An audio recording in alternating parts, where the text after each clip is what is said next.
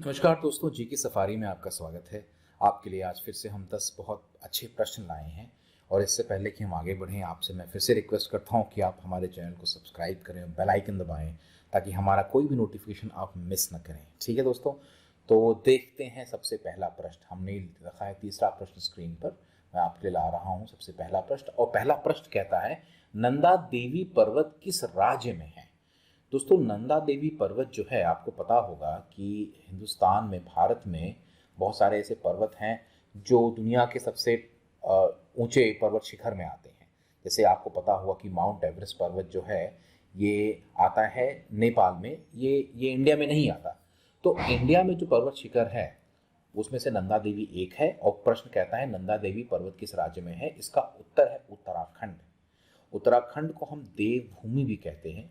ठीक है, और चूंकि इस नाम के आगे देवी है तो देवी और उत्तराखंड की देवभूमि से आप इसको जोड़ सकते हैं। तो नंदा देवी पर्वत जिसके आगे देवी लगा हुआ है वह उत्तराखंड देवभूमि में है। ठीक है, और ये भारत का सेकेंड हाईएस्ट, यानी भारत का ये सेकेंड हाईएस्ट माउंटेन है।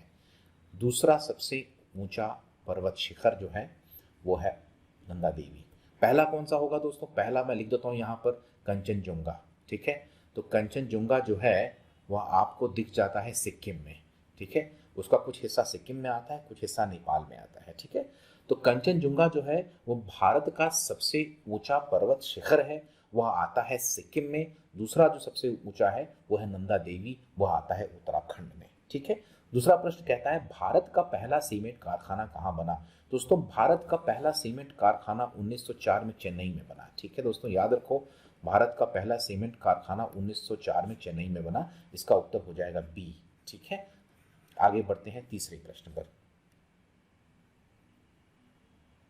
तीसरा प्रश्न कहता है, पूर्वी घाट किस राज्य से शुरू होता है? दोस्तों, आपको पता होगा कि अगर आप मैप देखोगे हमारा, तो ये हिंदुस्तान का मैप कुछ ऐसा है। ठीक है, थोड़ा मैं टेढ़ा बना दिया है, और यहाँ से गुजरात ऐसे जाता है ना, और यहाँ से फिर आपको बंगाल ऐसा लग जाता है। ठीक है, तो ये जो है आपका मैप है हिंदुस्तान का, और यहाँ पर सब स्टेट्स हैं। आप देखोगे दोस्तों, जो पूर्वी घाट है और जो पश्चिमी घाट है, ये दोनों एक साथ चलते हैं यहाँ पर। तो पश्चिम से ये आपका पश्चिमी घाट शुरू हो जाता है। ठीक है, और पूर्वी से चालू होता है ये पूर्वी घाट आपका। ठीक है, टुकड़ों में चलता है, कहीं कहीं कट जाता है वो। और पूर्वी घाट और पश्चिमी घाट आकर के मिलते हैं नीलगिरी में। तो नीलगिरी जो पहाड़ है, याद रखो दोस्तों, जो नीलगिरी हिल्स है ये है तमिलनाडु में। ठीक है, और तमिलनाडु में पश्चिमी घाट और पूर्वी घाट आकर के मिलते हैं। ठीक है, लेकिन प्रश्न कहता है कि पूर्वी घाट किस राज्य से शुरू होता है? पूर्वी घाट चालू होता है यहाँ उड़ीसा से।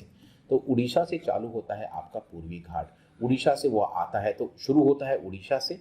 ठीक है, उड़ीसा से शुरू हो गया, उसके बाद में वो आता है आंध्रा में, तो आंध्र लिख दिया मैंने यहाँ पर। फिर थोड़ा सा हिस्सा उसका कर्नाटक में भी आता है। ठीक है, और उसके बाद में वह आता है तमिलनाडु में, और तमिलनाडु में आकर के वह पश्चिमी घाट से मिल जाता है। ठीक है दोस्तों, तो याद रखना ये स्टेट्स हैं जहां से आपका आपके जो पूर्वी घाट है वो गुजरते हैं। ठीक है, तो बी हो गया इसका उत्तर। चौथा प्रश्न कहता है कि किस राज्य में कॉफी होगा, इसको यहां से, कॉफी का उत्पादन सबसे ज्यादा होता है। दोस्तों, कौन से राज्य में कॉफी का उत्पादन होता है सबसे ज्यादा?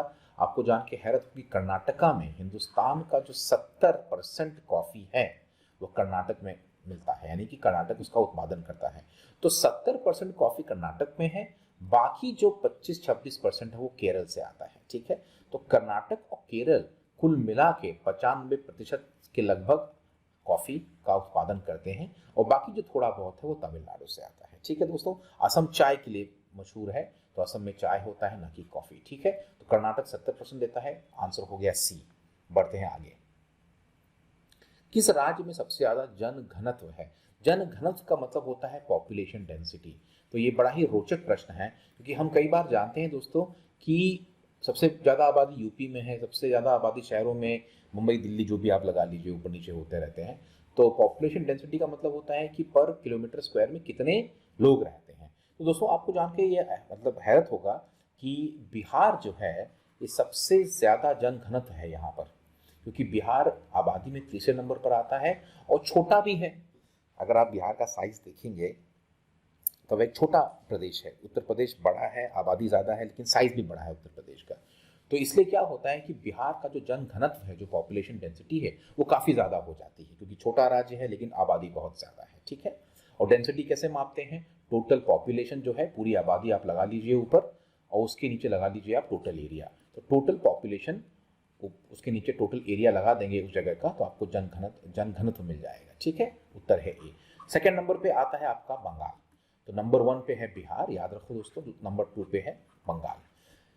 छठवां प्रश्न कहता है हरित क्रांति के जनक, जनक मतलब जो हरित क्रांति जिन्होंने लाया था, नॉर्मन बोरलॉग। हरित क्रांति के जनक नॉर्मन बोरलॉग को नोबेल पुरस्कार किस क्षेत्र में दिया गया था? तो दोस्तों एक बात तो तय है कि नॉर्मन बोरलॉग को नोबेल प्राइज मिल चुका है, और नॉर्मन बोरलॉग जो हैं ये अमेरिकन सिटीजन थे, ठीक है। तो नॉर्मन बोरलॉग अमेरिकन सिटीजन थे, इनको नोबेल पुरस्कार मिला था, और इनको नोबेल पुरस्कार ना तो भौतिकी में था, ना तो रसायन में, ना तो अर्थशास्त्र में, इनको शांति में नोबेल पुरस्कार मिला था, क्योंकि इन्होंने बहुत बड़ा योगदान किया था अपने साइंस के थ्रू, और हरित क्रांति लाने से दुनिया में जो भुखमरी थी काफ़ी हद तक उस पर मतलब काबू पाया गया, ठीक है। तो नॉर्मन बोरलॉग को नोबेल पीस प्राइज यानी शांति पुरस्कार दिया गया था। बढ़ते हैं 7वें प्रश्न पर। हरित क्रांति सबसे पहले किस देश में आई थी? तो दोस्तों ये जो प्रश्न है, ये पिछले प्रश्न से ही हमने आगे बढ़ाया है इसको, क्योंकि कई बार हरित क्रांति के ऊपर काफी प्रश्न आते हैं। तो ये कहता है सबसे पहले किस देश में आया था।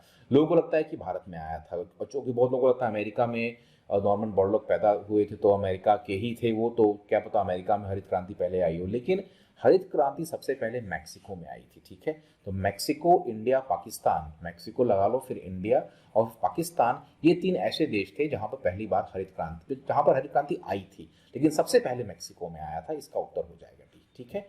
और मैक्सिको कहाँ आता है? मैक्सिको सेंट्रल अमेरिका में आता है, ठीक है। ये सेंट्रल अमेरिकन शहर है, यूएसए के जस्ट नीचे आता है। दोस्तों 8वां प्रश्न कहता है कि नापतोल की दशमलव प्रणाली किस देश की है? तो आपको पता होगा दोस्तों कि नापतोल की दशमलव प्रणाली जो है वो पहले फ्रांस में आई, और फ्रांस से फिर पूरे यूरोप में गई, फिर बाकी पूरे विश्व में गई, ठीक है। तो नापतोल की दशमलव प्रणाली जो है वो फ्रांस की है, ठीक है। इसका उत्तर हो जाएगा बी। 9वां प्रश्न है वर्ल्ड बैंक का मुख्यालय कहाँ है? दोस्तों वर्ल्ड बैंक जो है, वर्ल्ड बैंक आपको पता है वर्ल्ड बैंक लोन देता है डेवलपिंग और अंडर डेवलप्ड कंट्रीज को, और वर्ल्ड बैंक जो है 1945 में बनाया गया था, इसकी स्थापना हुई थी, और इसका जो हेड ऑफिस है वो है यूएसए में, वॉशिंगटन डीसी। तो वर्ल्ड बैंक और आईएमएफ दोनों का जो हेड ऑफिस है वह यूएसए वॉशिंगटन डीसी में है। तो ये हो गया उत्तर आपका बी, ठीक है।